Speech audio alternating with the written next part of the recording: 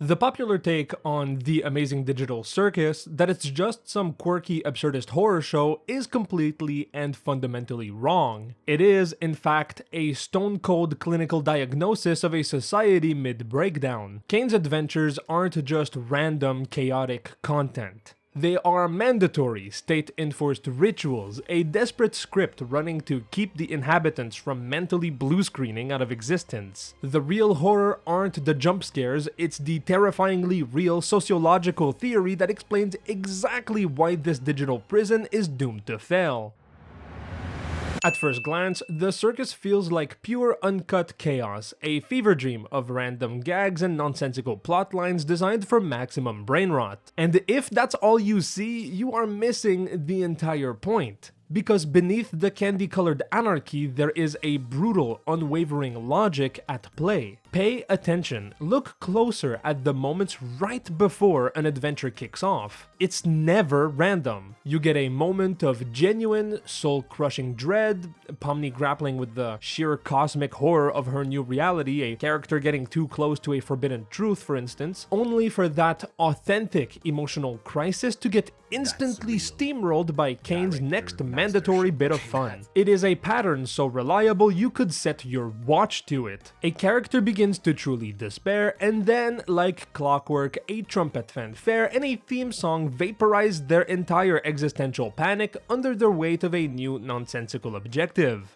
Once you see it, you can't unsee it. It's not just surrealism, it's a formula. It's a rigid 3-beat loop that governs every minute of this world. Existential panic, which triggers a forced, absurd adventure leading to a hollow reset. What looks like chaos is actually a machine. But a formula doesn't just exist in a vacuum. A pattern implies a purpose. Which begs the real question, if there's a formula, then what system is enforcing it?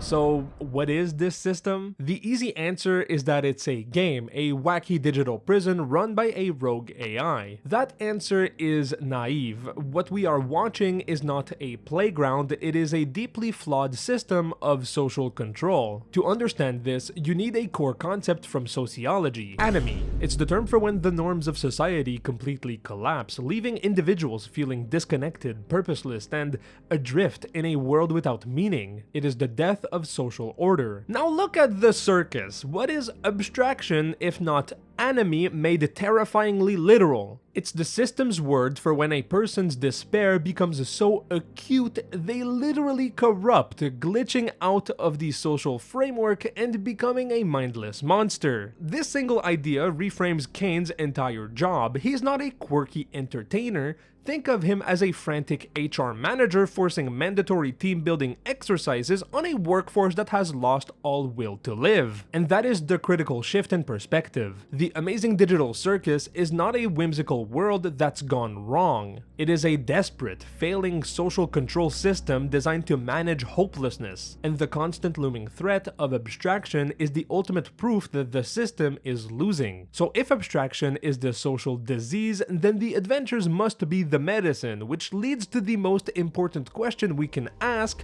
do they actually work? To understand if the cure works, you have to be crystal clear on the disease. Most people watch Kaufman's breakdown and see a character who simply quote-unquote went insane. That is a dangerously simplistic reading and a red herring the show dangles in front of you. The truth is far worse. Let's look at the actual in-world evidence. What do the characters say causes abstraction? They never describe it as a random madness. If they did, Kinger would have been one-shotted long ago. Ragatha explicitly warns Pomni, don't think about an exit too hard, we've had people abstract from that. This isn't the language of mental health, it's the language of political thought crime. The trigger for systemic collapse isn't a chemical imbalance, it's a specific forbidden idea: escape. Kaufman wasn't just losing his mind, he was committing a crime against the state. He was obsessed with the one thing you're never supposed to think about. He was consciously rejecting the social contract of the circus, and the system responded in kind.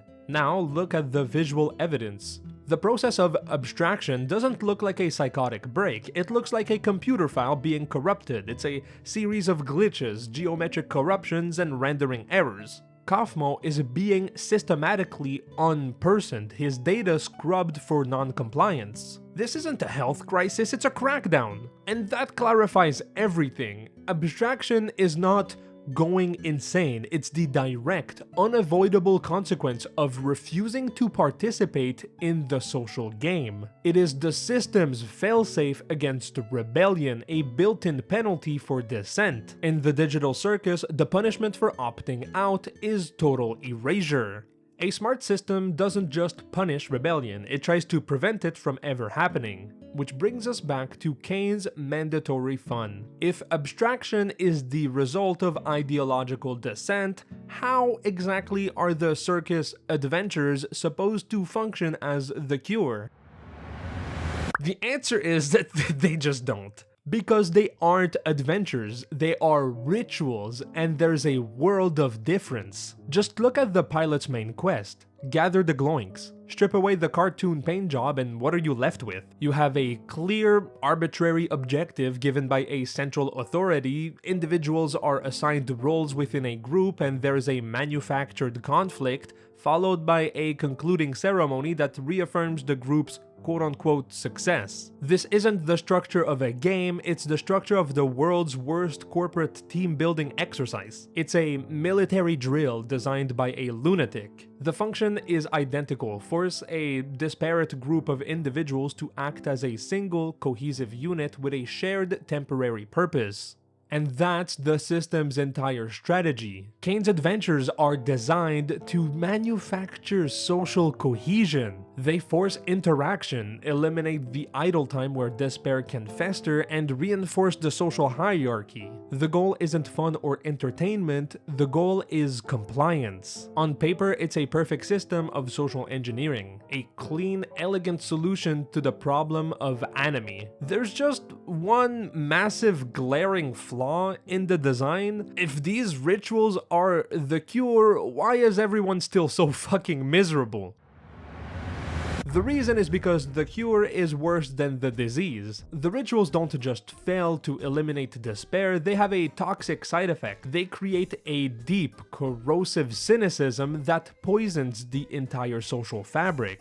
To see it in action, you just have to contrast a newcomer with a veteran. Look at Pomni. Her panic, her horror, her desperate search for an exit, that is the only sane reaction to being trapped in this nightmare. Now, look at Jax or Ragatha. Their detached sarcasm and jaded one-liners aren't a sign of being well-adjusted. They're a symptom. It's the end stage of a soul that has been broken by 1,000 pointless mandatory adventures. Worse, this cynicism is contagious. Every time a veteran rolls their eyes or makes a detached joke during a moment of genuine crisis, they are actively teaching the newcomer that hope is cringe, that caring is for suckers, and that the only way to survive is to emotionally flatline. And that is the ultimate damning failure of this system. The rituals don't just fail to cure the acute horror of anomie, they replace it with the chronic infection of apathy. They take the fire of despair and smother it until all that's left is the cold ash of resignation. The rituals don't heal, they manufacture consent, but when a program is this fundamentally broken, you don't blame the users, you blame the developer. However, the single biggest mistake you can make is assuming Caine is the developer. We see the top hat and the godlike powers, and we assume he's the one in charge. He's not. He's just the user interface for a system that's actively falling apart. Look past the spectacle and analyze his actual behavior when confronted with a genuine unscripted question, like Pomni's desperate pleas for an answer or Zubal's wanting to have sex. What does he do? He glitches. He deflects with a canned line, a non sequitur, or a hard pivot to the next adventure. He is, for all intents and purposes, A chatbot stuck in a dialogue loop, unable to process any query that falls outside his programming. And the ultimate proof? The infamous unfinished exit. An omnipotent creator doesn't have unfinished work lying around. A buggy piece of software absolutely does. He's not a malevolent god playing with his creations. He's a glorified NPC whose main questline is fundamentally broken. This is the reality of the system's administrator. Caine isn't an omnipotent ringmaster pulling the strings. He is a glitching, limited program bound to a failing script he cannot deviate from. He's not the architect of this prison, he's just the automated warden. And that raises a terrifyingly large question. Because if the program in charge is this limited, this broken, and this disconnected from the reality of its inhabitants, then what does that say about the true nature of the server he's supposed to be managing? So, okay, if the warden is a bot and the therapy is toxic, then what does that make the prison? The answer is that it's not a prison, it's not a game, it's not even really a world. Like we said earlier, it's a machine, and we've been looking at the schematics the entire time. Think about it. We have the mandatory repetitive rituals designed to enforce social order. We have the abstractions, the corrupted data of those who reject the system. We have the glitching, automated administrator who can only follow his script. And we have the endless, sterile void surrounding it all. These aren't just quirky story elements, they are the components of a single failing apparatus. The title of the show isn't a joke, it's a literal technical description. This is a digital circus, a closed artificial environment designed to make a captive audience perform predictable social routines for the sake of system stability. Put it all together and the picture becomes terrifyingly clear. The circus is not a whimsical digital world that has gone wrong, it is a collapsing